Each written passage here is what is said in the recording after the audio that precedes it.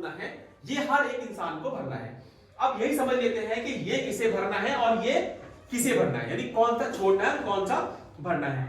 आपने ये भरना है या ये भरना है, ये इस बात पर डिपेंड करता है जिसकी डिटेल हम यहां भर रहे हैं क्या उसका नाम 2003 की वोटर लिस्ट में शामिल है या नहीं।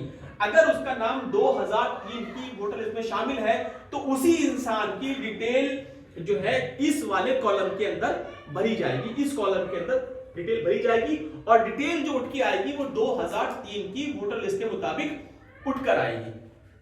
अगर इस इंसान का नाम जिसके हम फॉर्म भर रहे हैं 2003 की वोटर लिस्ट में शामिल नहीं है तो उसने फिर ये नहीं भरना है, उसने फिर ये वाला कॉलम भरना है। इस कॉलम में इस इंसान के माता या पिता की डिटेल आएगी जिसका नाम 2003 की वोटर लिस्ट में आ रहा होगा। तो दोनों में फर्क कर लीजिए, यहां डिटेल आएगी किसी इंसान की अगर इसका नाम 2003 की वोटर लिस्ट में शामिल है और यहां डिटेल आएगी इस इंसान के माता पिता या दादा की संबंधी। कब इसका नाम चूंकि 2003 की वोटर लिस्ट में शामिल नहीं हो रहा। अब यहां पे जब ये हम फॉर्म भरते हैं तो पहले मैं बात कर लेता हूं, ये वाला जो कॉलम है असल में इसमें एक बड़ा कंफ्यूजन यहां पे भरते हुए हो रहा है। मिसाल के तौर पर मैं अपना फॉर्म भरता हूं तो मेरा नाम 2003 की वोटर लिस्ट में मान लेते हैं शामिल नहीं है, तो मैंने यहां से भर दिया अपनी डेट ऑफ बर्थ यानी जन्म तिथि भर दी, आधार संख्या जरूर भरे, भले लिखा हुआ इसमें ऑप्शनल, आधार संख्या भर दी, मोबाइल नंबर भर दिया, अपने वालिद साहब का नाम भर दिया, इपिक आईडी आप समझते हैं ना, वोटर आईडी कार्ड के ऊपर नंबर है वो इपिक आईडी वो भर दी, अपनी वालदा का नाम भर दिया, वालदा की इपिक आईडी भर दी। अगर मेरी पत्नी है तो पत्नी का भी मुझे नाम और पत्नी की भी इपिक आईडी, अगर ये फॉर्म किसी लेडी का है तो उसके पति का नाम उसकी इपिक आईडी पति की।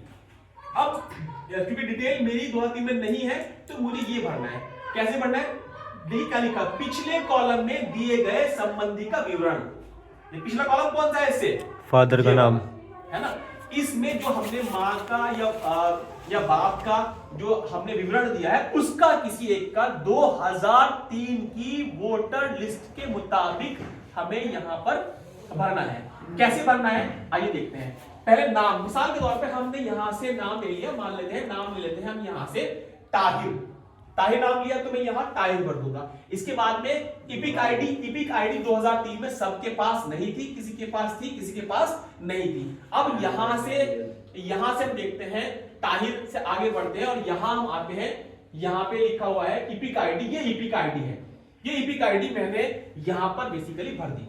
अब सवाल यह है संबंधी का नाम, यहां पे लोग बहुत कंफ्यूज हैं कि संबंधी कौन किसका, तो संबंधी से लव से कंफ्यूज नहीं होना, हम चूंकि इस आदमी डिटेल भर रहे हैं तो संबंधी का नाम भी इसका आएगा। ये कहां से मिलेगा, ये यही मिलेगा हमें। ताहिर मैंने लिखा, ताहिर के पिता का नाम मुजफ्फर अली, सपोज मुजफ्फर अली बेसिकली यहां पर भरा जाएगा।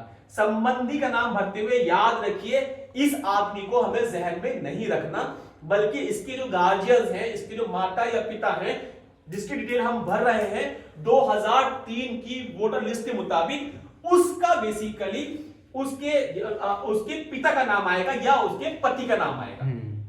ये बात समझ रहे हैं आप, जैसे मैंने कहा यहाँ पे लिखा हो सपोज ताहिर, यहाँ पे लिखा है मुजफ्फर, तो यहाँ पे ताहिर का आएगा और यहाँ पर उसके मुजफ्फर। अब मुजफ्फर कौन है, संबंध क्या है, इसका संबंध क्या है, पिता है, ठीक है। तो पिता हो सकता है कि हम माता का भर रहे हो किसी, तो अगर माँ का भर रहे हैं तो माँ और माँ की इपिक आईडी अगर 2003 की वोटर लिस्ट में मिलती है तो, नहीं है तो खाली छोड़ देंगे। अब माँ से यहाँ पे लिखा हुआ मिसाल के तौर पर यहाँ पे लिखा हुआ है शबाना और शबाना के सामने लिखा हुआ है तुफैल मिसाल के तौर पे, तो अब यहाँ पर तुफैल आएगा। तुफैल कौन है, यहाँ पे लिखा हुआ है पति। तो बेसिकली यहाँ पर पति संबंध लिखा जाएगा। बाकी समझते हैं हम, जिला है राज्य उत्तर प्रदेश, विधानसभा सबकी अपनी अपनी होगी, उसको हम बेसिकली भर देंगे। अब एक बहुत अहम, ये तीन जो कॉलम है या तो हम ये भरेंगे 1 2 3 या हम ये भरेंगे 1 2 3। ये समझ लीजिए लोग बहुत गलतियां कर रहे हैं इसके अंदर भरते हुए।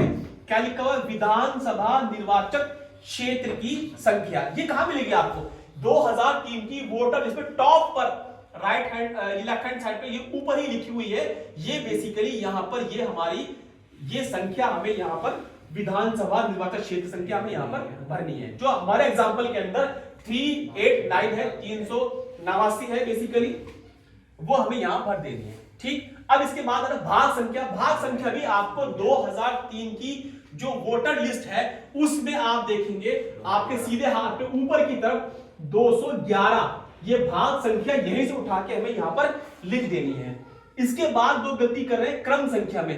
क्रम संख्या भी आपको 2003 की वोटर लिस्ट से मिलेगी। मिसाल के तौर पर मैं यहां जो लिखा हुआ है ना, क्रमांक लिखा हुआ है, सीरियल नंबर है बेसिकली ये, तो यहां से मैं काउंट करता आ रहा हूं। तो मैं यहां सपोज मैं यहां भर रहा था ताहिर साहब का, तो यहां पे ताहिर साहब का जो यहां से नंबर है कौन सा है, 583, तो मुझे यहां 583 लिखना है। ये बहुत अहम है, क्योंकि असल में यही है जो यहां पर आपका इससे संबंध स्थापित कर रही है या इससे रिलेशन आपका बना रही है। हो सकता है कि नाम में गड़बड़ हो जाए, हो सकता है ईपिक आईडी में गड़बड़ हो जाए, लेकिन अगर ये तीन डाल दिया आपने तो इजीली मैच हो जाएगा। कैसे मैच होगा, ये मिल जाएगा, ये मिल जाएगा और सीरियल नंबर मिल जाएगा, तो ऑटोमेटिकली डील आपकी मैच हो जाएगी। हो सकता है कि जो हमारे बीएलओज हो वो यहीं से डिटेल हमारी उठा ले। अब एक बात, इसके अंदर जितनी बातें मैंने बताई अब तक कोई बात जहन में नहीं आई हो तो मालूम कर ले। मैं एक बार फिर समराइज करता हूं इसको। मैंने कहा कि ये पहला पार्ट तमाम लोगों के लिए भरना जरूरी है, पहला पार्ट तमाम लोगों के लिए भरना जरूरी है। मैंने इसमें यह भी कहा कि आप इसमें आधार संख्या जरूर डालेंगे, भले ही यहां पे ऑप्शनल लिखा हो। उसके बाद सवाल आता है कि अब मैं जो मेरे लेफ्ट हैंड पे है ये वाला भरूंगा या ये वाला भरूंगा, दोनों को नहीं भरने, या तो ये भरना है या ये भरना है। तो मुझे कब भरना है, कौन सा, ये डिपेंड करता है इस बात पर जिसका ये फॉर्म भरा जा रहा है क्या उसका नाम 2003 की वोटर लिस्ट में शामिल है या नहीं। अगर उसका नाम 2003 की वोटर लिस्ट में शामिल है तो इसी इंसान की डिटेल यहां भरी जाएगी, लेकिन 2003 की वोटर लिस्ट के मुताबिक भरी जाएगी। अगर इस इंसान का नाम 2003 की वोटर लिस्ट में शामिल नहीं है तो फिर यह डिटेल यहां नहीं आएगी, डिटेल यहां भरी जाएगी और यहां डिटेल इस इंसान के अम्मी, अब्बू या दादा की भरी जाएगी जिसका नाम 2003 की वोटर लिस्ट में होगा, और पूरी डिटेल जो है 2003 की वोटर लिस्ट के मुताबिक भरी जाएगी। इस तरीके से हमें ये फॉर्म भरना है। भरने के बाद में एक फोटो लगा देना अपना हाल फिलहाल का, फिर इसमें हमें साइन करने हैं। साइन करके अगर बीएलओ ने 2 फॉर्म नहीं दिए हमें तो इसकी फिर भरने के बाद फोटोकॉपी करानी है, ऑरिजिनल देना है बीएलओ को और रिसीविंग लेनी है फोटोकॉपी पर। रिसीविंग जरूर ले, इसलिए जो मैंने आपसे कहा कि बाज बीएलओ हो सकता है कि परेशान होकर, थक कर या काम चोरी के बिना वो प्रॉपर्ली फॉर्म फिल करने से बचें और ये कह दे कि फॉर्म हमें नहीं प्राप्त हुआ। लेकिन अगर आपने रिसीविंग ली है तो रिसीविंग अगर आपने ली है तो फिर बीएलओ को जो है जिम्मेदारी के साथ में अपना काम अंजाम देना होगा। साइन कहां पे करना है, साइन यहाँ बेसिकली आपको दिए गए हैं मतदाता या किसी वयस्क परिवार सदस्य के हस्ताक्षर।